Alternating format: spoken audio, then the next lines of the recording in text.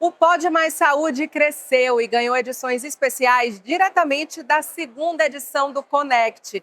Eu sou Stephanie Suerdick, jornalista, e recebi esse convite da Singular Pharma e da Academia da Menopausa para acompanhar tudo e trazer para vocês os principais temas que passaram aqui no maior congresso Norte-Nordeste de casos e terapias individualizadas. E eu conversei com especialistas para saber o que há de mais novo em saúde, longevidade e cuidado integral e individualizado com os pacientes.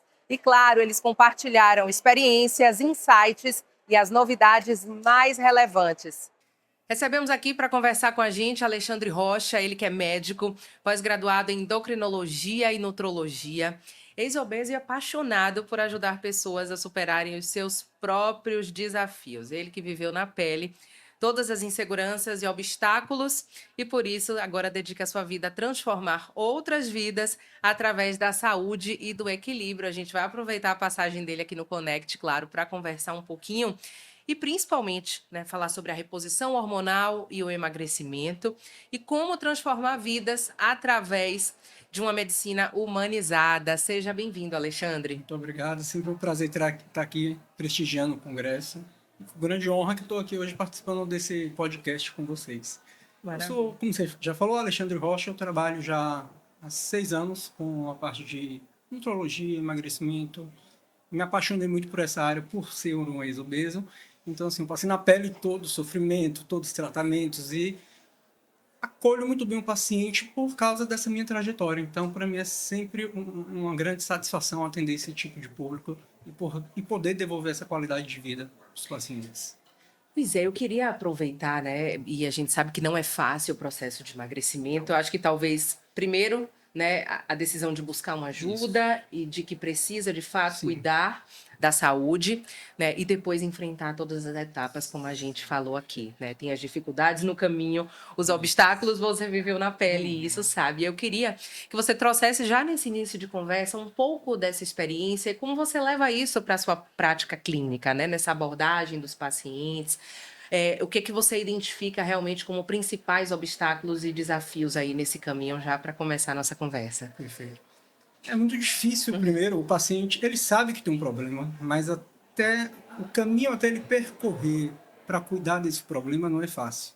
Tem muito julgamento ainda da população, que não entende que a obesidade é uma doença, então tudo isso o paciente se sente um pouco reprimido de achar errado o tratamento, de achar que será que não é falta de vontade, será que é só da minha parte? E às vezes não, o corpo realmente não funciona direito. O corpo da pessoa obesa, a gente já sabe que é uma doença crônica, então tem que ser tratado cronicamente. E são diversos fatores que influenciam, desde a genética, o ambiente de trabalho, o ambiente familiar.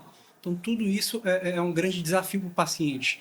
E quando ele tem esse insight de eu tenho uma doença, eu preciso tratar, aí tudo flui. Então, o primeiro passo é ele entender que tem essa doença e entender que precisa de tratamento. E hoje o tratamento para a obesidade, a gente vê que evoluiu muito ao longo dos tempos. Então, não é fácil, não continua sendo fácil, é um grande desafio. Porque também, como eu falo, não é só o medicamento. O medicamento ele ajuda e é maravilhoso na maioria dos casos, mas também tem a mudança de comportamento, estilo de vida, todo o contexto que o paciente está inserido. Então, às vezes, a família não ajuda, porque a cultura da família já é comer aquele tipo de alimento. Então, assim, é um desafio.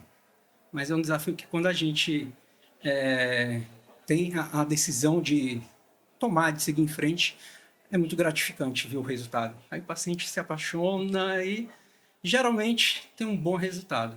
Lógico que tem seus altos e baixos, como tudo na vida. Mas é o que eu costumo falar. Segue, vai ter o seu alto, vai ter baixo, mas não para. Decidiu buscar essa ajuda, procurou o consultório médico. Como é que se inicia essa avaliação a partir daí? O que é que precisa ser analisado individualmente em cada paciente?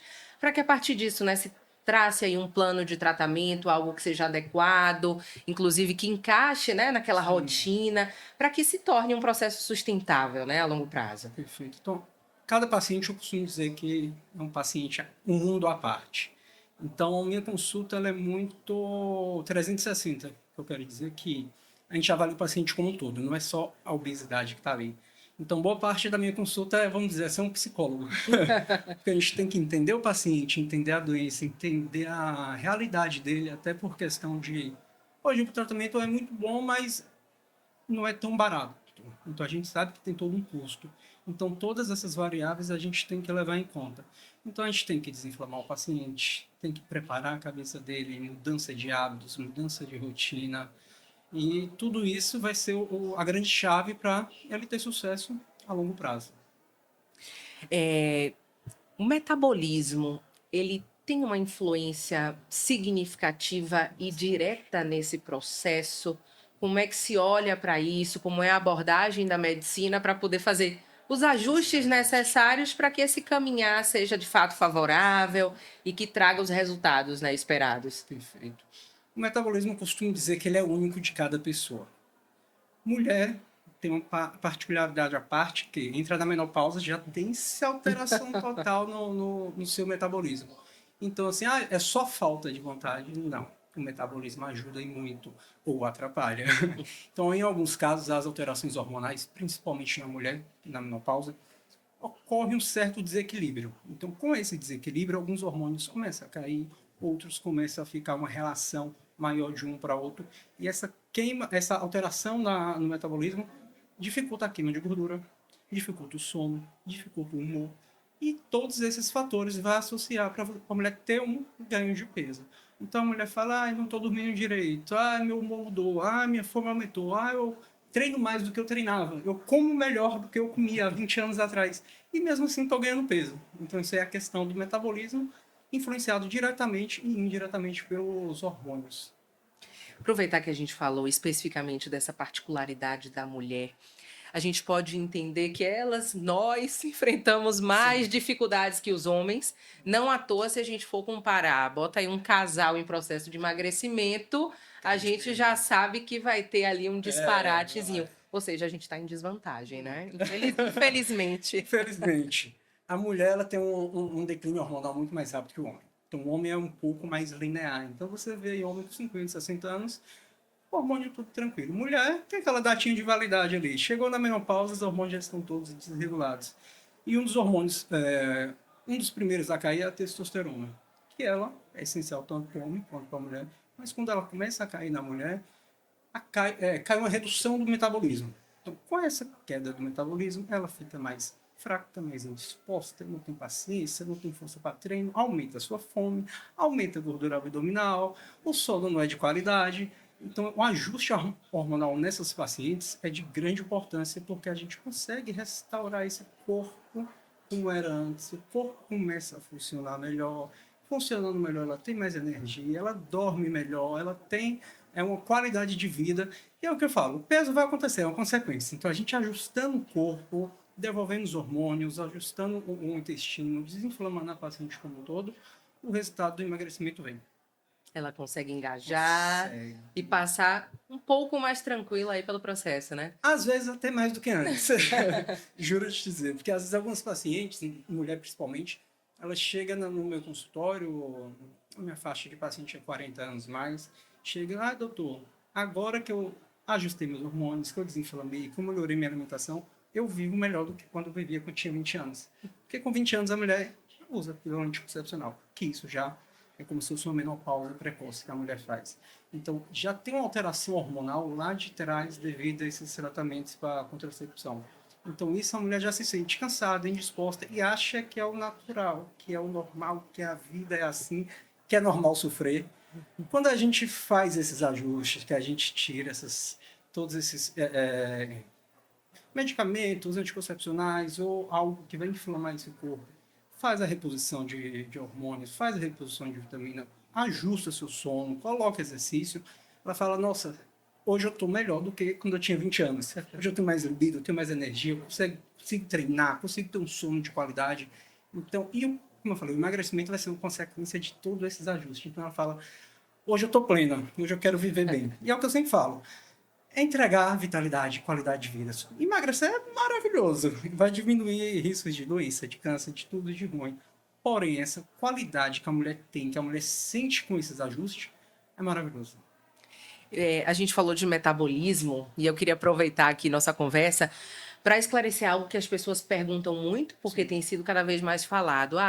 Não é só importante, por exemplo, analisar o seu IMC, trazendo aqui um exemplo, individualmente, a gente precisa olhar a composição corporal, da mesma forma como falamos do metabolismo, da questão de idade metabólica, o que é que significa isso e, principalmente na prática, como é que coloca isso também ajustado? O MC a gente usava muito antes, porque era uma medida fácil e prática. Ali, a altura, o peso, a gente conseguia calcular. Porém, a mulher ela vai melhorando a composição corporal e esse IMC às vezes não muda. Mas por quê? Ela vai queimando gordura e vai ganhando músculo. Então, automaticamente, o IMC pode estar um pouco falso, alterado por questão de massa muscular. Eu mesmo pego meu IMC quando eu falo, se eu for calcular, minha massa muscular é muito alta, percentual de gordura baixa, porém meu IMC é alto, como classificado como se fosse obesa. Mas isso, quando a gente vai para a bioimpedância, para a medida de gordura, a circunferência abdominal, a gente vê que muda tudo. Então a questão do IMC ajuda bastante a gente, mas um parâmetro muito bom e ideal para a gente ver esse acompanhamento é a bioimpedância, as dobras cutâneas, que aí a gente vai ver realmente o que importa é o percentual de gordura.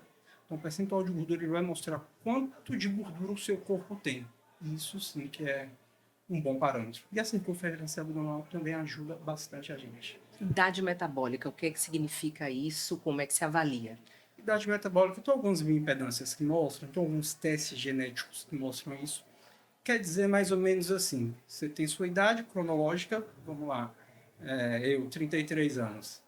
Aí eu faço esses testes para avaliar a minha idade metabólica. A idade metabólica é como o seu corpo, qual a idade do seu corpo naquele momento. Então, uma pessoa que não tem uma qualidade de vida boa, que não dorme bem, que é estressado, que não faz dieta, que está acima do peso, essa idade metabólica vai estar muito mais avançada, porque o corpo está inflamado, o corpo está desgastado, então entende-se que o corpo está mais velho, que o corpo está sofrendo. Quando você faz esses ajustes todos, que seu corpo volta a funcionar bem, que você faz a reposição de vitamina, de minerais, de hormônio, sua idade até regride, metabólica regride. Quer dizer que seu corpo está mais funcional, seu corpo está mais limpo, então você consegue viver mais a longo prazo sem desenvolver tantas doenças. Eu queria fechar falando das principais estratégias que a gente pode usar e principalmente, né, como direcionar esse paciente, não só para